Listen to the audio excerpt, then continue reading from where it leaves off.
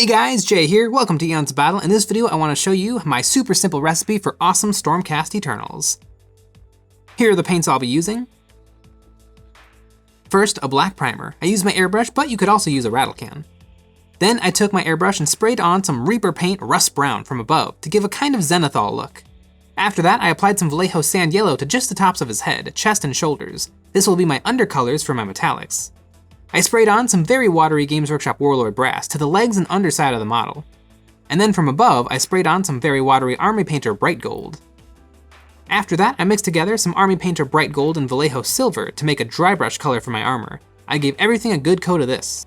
Then I broke out some contrast paint Black Templar and used this on the shield and spear. I could have used black paint, but I wanted a little bit of my previous layers to show through. Then it was time for blue. I mixed my own color, but it's pretty close to Games Workshop Lothern blue. I applied this only to the scale mail. Then I went in with my silver and dry brushed everything, including the scale mail and contrast paint. The weapons look great from just a blast of silver. Then I applied some Beasty brown to the handle of the spear. Then to wash everything, I mixed together some Feikland Fleshshade and Nuln Oil to make a dark orangey wash. I applied this mixture to everything except the black and silver weapons and his blue scale mail. Once that was all dry, I did a final dry brushing of my gold-silver mixture.